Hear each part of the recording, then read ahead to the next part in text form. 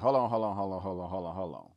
So you telling me we got Jamie Foxx teaming up with Snoop Dogg to hunt vampires? Sign me up, cuz. Sign me up. My name is Brandon Keith Avery, and this is just my opinion.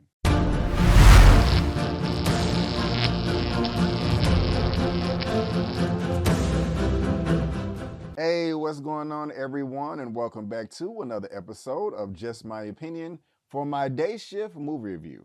And if this is your first time finding me and you happen to like the video, please give me that thumbs up and consider subscribing.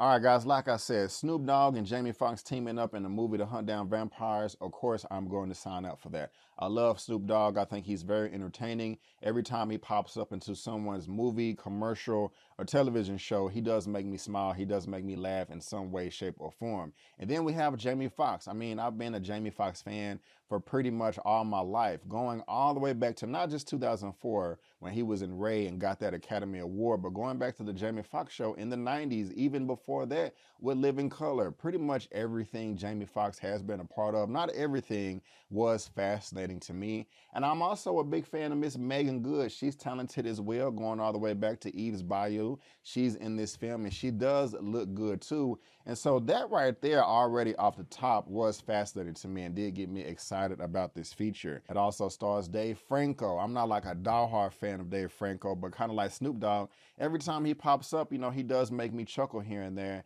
And so yeah, this was looking great at the very beginning. I did check out the trailer. I did react to it, and that is on my channel right now if you do want to go check it out. But as far as that's concerned, I really didn't do any more research prior to seeing this film, you know, to lead up to my expectations. But those were pretty mid. They weren't super duper high. They wasn't low. I wasn't expecting to be blown away, but I was expecting to have a great time. And I think that's fair for the most part. Now, this movie is being directed by Mr. J.J. Perry. Prior to this, I've never heard of this man before.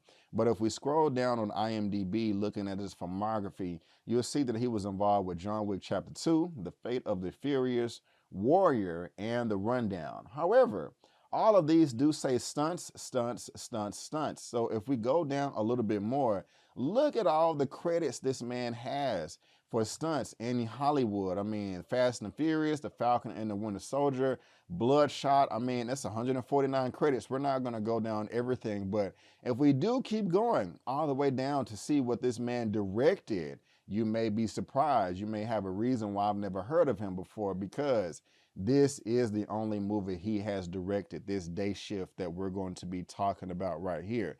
You know, but he does have experience in Hollywood, and you know, this is his directorial debut. Not knocking the man, because everybody does have to start somewhere, and sometimes people's first swing up to bat, they knock it out of the park and deliver a home run. So hopefully that is the case with this day shift movie. But before we get into all the nitty gritty, all my likes and dislikes, let me tell you exactly what this film is all about. A hardworking, blue-collar dad who just wants to provide a good life for his quick-witted 8-year-old daughter.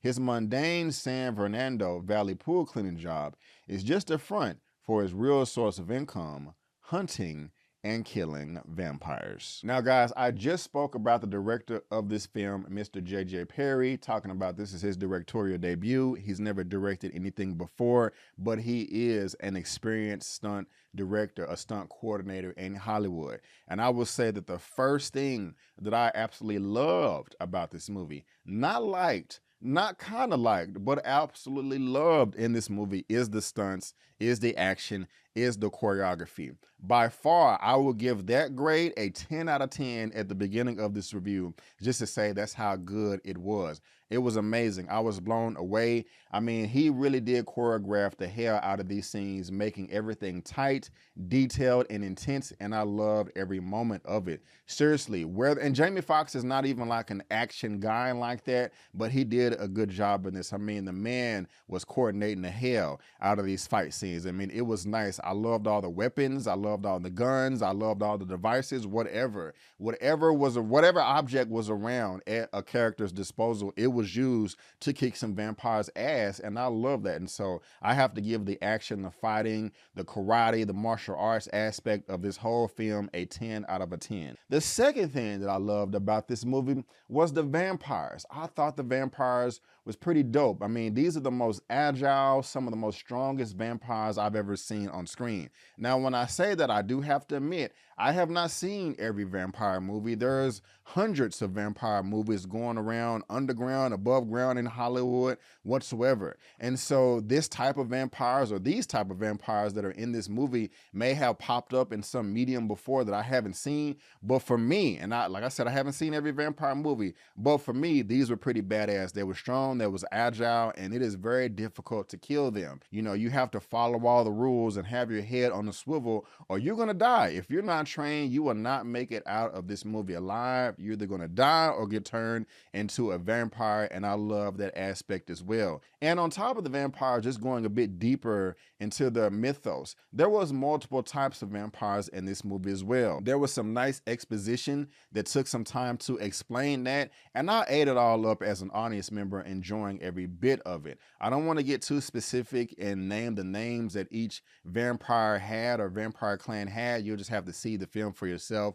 But it did get me at the edge of my seat, interested in seeing, you know, how far or how deep this rabbit hole goes. And so I like that as well. I mean, each group of vampires has their own strengths and weaknesses, their likes and dislikes, and also different patterns on how they like to go hunt and prey on food. And I found all that fascinating. There was also a few comedic moments that I did enjoy in this film as well. Majority of those are coming from Dave Franco's character. His name is Seth in this film, and I did chuckle a few times when I did see him pop up on screen, and that's consistent with everything that I've seen him do in past work in Hollywood as well. And the soundtrack in this film was pretty good too. A lot of the songs you are familiar with and heard before, and so it's not anything special, but at the same time, they did hit at that right moment to lift the film up whenever it was necessary. I also like the time they spend on different ways you can kill the vampires, whether it's wood, silver, sunlight, chopping off their head, etc.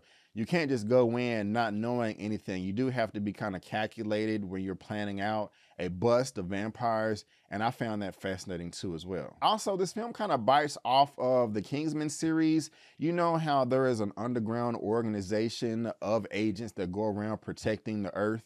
You know, it's kind of the same thing here. Does the general public know that there are a ton of vampires out there, or is this all underground? There's a mixture of both, and I kind of like how they address that. And it does leave the door wide open for potential sequels in the future, building out his own universe. And we know that we're all familiar with that with the MCU, the Marvel Cinematic Universe. Now, guys, that's going to sum up everything that I really did enjoy about the film, the things that I loved, all my likes. But now let's transition over to some things that I really didn't care for in this movie. While Seth's character, David Franco's character, did make me chuckle a couple of times, majority of this film, I was a bit frustrated with his involvement.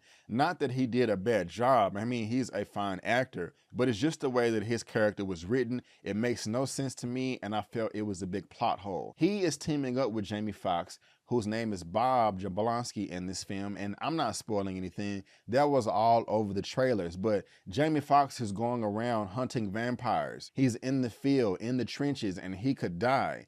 And so I don't want to spoil anything, but when you team him up with Seth, Dave Franco's character, it just makes no sense if you're trying to execute, accomplish your goal, and come out on top. That flew right over my head, and the whole time while I was watching this, I was scratching my head saying, "Why are you here, sir? This makes no sense," and it was making me clock out a bit. Now, I don't mean to just knock this man too hard with this being his directorial debut, but it was pretty obvious to me that he was excited like a kid at Christmas opening up his Nintendo 64 for the first time with what he was doing with some of these camera angles. I don't mind drone shots here and there, but I want it to make sense. I don't want it to be jarring. I want it to flow within the rest of the film naturally, and not like a 7-year-old that has a remote control like, yeah, I'm gonna do this, I'm gonna do that. There was just too many unnecessary drone shots that felt kind of weird when he was panning around trying to capture the action in like a car chase scene. I just thought it was kind of unnecessary, and I was looking to my left and the right, even though no one was here with me while I was watching the movie, trying to figure out what was going on with the camera. And also, like, doing some of the action scenes with the car chasing. I mean, I like the hand-to-hand fighting, but the car chases, this man had just random ramps in the middle of the road for cars to go up in the air. And I'm like, why is there a ramp in the middle of the road? This makes no sense for it to be there. I mean, you're supposed to hide that. It's supposed to be, you know, fluid, but it's not. This is standing out like a sore thumb, and I'm not buying it at all. It was just kind of silly and distracting, if you ask me. And another thing, like seriously, this is a vampire movie going straight to Netflix, and that doesn't mean that the acting can't be good, but that's how J.J. Perry treated this. I'm not expecting an Academy Award performance. You know, I'm not expecting Jamie to repeat all of the good acting that he did in Ray decades ago, or however long ago. It was about 18 years, but with this right here, man, the acting was just not that good at some points, especially coming from Jamie Foxx, and I don't understand that. I don't know who to blame other than the director besides that. I mean, you have to motivate your talent to give the best performance. And like, again, I'm not saying that it has to be Oscar worthy, but it has to be passable, it has to be palatable. And in this time, it wasn't, in my humble opinion, especially when Jamie is trying to emote and express his emotions when it comes down to his family. And that's another frustrating thing about this movie. He does have a daughter with Meagan Good. They are husband and wife, or I can't remember if they was divorced or separated exactly. But I don't understand their relationship. I can't understand why, well, I don't want to spoil anything if I say that, but it was just unwarranted to me. I want to talk about it so bad, but I don't want to spoil anything. But the acting was not the best when it came down to this family dynamic, whether it was Jamie Foxx and Meagan Good. The daughter was okay. I just did not understand their relationship. To me, they did get along to a degree. No marriage or relationship is perfect, and people are going to argue and bicker. But I really just wanted to see a more loving couple between the two, and it really didn't make sense to me why they were separated at the amount that they were in this film, and I kind of wish they would have delved into that a little bit more. I also feel that if they would have, I would have cared about their characters much more than I did, because I didn't really care. This is a familiar plot that we've seen before, like, oh my gosh, you know, we need some money, and if we don't get the money by this time, I'm going to take your daughter away across the country. You can't take my daughter away from me. Oh no, where am I going to get this money? I got to kill vampires. Now, everybody is not killing vampires in every movie to get money, but of course, we felt that plot before. And I didn't care for it. I really didn't. I really didn't, especially when we got to the end of this movie. I felt that there was no stakes. The villains, the antagonists in this movie, I sympathize more with them than the protagonist, Jamie Foxx. They're upset. You have Jamie Foxx versus these vampires, and to be completely honest with you, there was some points where I agreed more with the vampires than I did Jamie Foxx, and that's not supposed to happen. I was saying to myself, well, damn, if I was this vampire, I would be pissed off too. I would be going after Jamie Foxx if this happened to me. And so I'm just not supposed to feel that way. You know, I'm supposed to feel for the protagonist, not the antagonist. And so that just kind of rubbed me the wrong way as well. And again, guys, I'm supposed to be rooting for Jamie Foxx's character, but I wasn't. He was really getting on my nerves and frustrated me sometimes, because he is in a dire, desperate situation. And when you're in that type of situation, and we all are at some points in our life, you're supposed to grind and hustle it out and do what you got to do. And I felt like he really wasn't. I felt that he was making excuses and making his situation much harder. You know, if you don't like your Bob, or if you don't like your job, your supervisor, whatever, quit and make your own way. But if they have a set of rules, they have a set of standards, you have to abide by that. I don't want to hear you complaining and bickering and like, I don't want to do it this way. Well, okay, that's fine. You don't have to, but kick rocks and go do your thing over there. But there was just he wasn't able to grasp that concept, and it was frustrating to me. I mean, you're going to these people for help. You're going to these people because you need them, but you want to get mad at them for the way they run their operation. Okay, then create your own operation. I don't want to hear you bickering. I don't want to hear you complaining and crying, anything like that. And that's what he was doing to me, in my opinion, for majority of this film. And it was just so much wasted potential in this movie. It could have been so much better across the board, other than the action and the vampires. I was raving on how much I love the vampires earlier, but it did not, that's on the surface. It did not go down that deep rabbit hole that I was wanting them to flesh everything out and explain the true meaning and motivation of these vampires and what their overall goal is. All that was on the surface. I talked about the different species of vampires, but it was just teased. I wanted to know more and where they came from and their lineage and how long they've been here, etc. But you know, we got a bunch of whack character development from a family that doesn't make sense. Dave Franco pissing on himself in the trailers, and just some other stuff that I don't want to talk about because I don't want to spoil it for you here. Again, I wasn't expecting much, but at the same time, this movie could have been so much better. And the ending was a bit anticlimactic for me. And also just some of the interactions that Jamie Foxx was having with other characters by the name of Heather was completely unrealistic to reality. It just did not add up. I know it seems like there are more negatives than positives in this film, but it is actually split right or damn near right down the middle for me. I'll give my rating for this at the very, very end, but I was slightly disappointed when the credits hit in this movie, just wanting a bit more with everyone that was involved.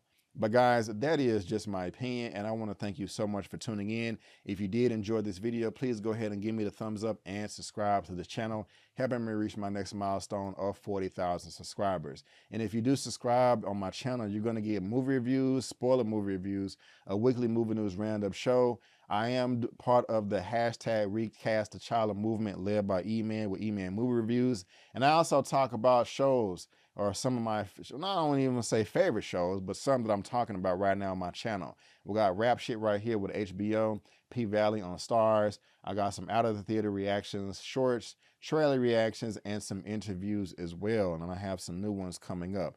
And so go ahead and subscribe, help your boy reach that 40K so we can have a lot of fun together. But guys, if I had to rate Day Shift out of a 1 out of 10, I'm barely going to give it a passing grade and give it a 6 out of 10. Yes, a 6 out of 10. I just wanted more. This film could have been so much more. But guys, again, I just want to thank you so much for tuning in. And before you go, don't forget that my name is Brandon Keith Avery, and that's just my opinion. Peace.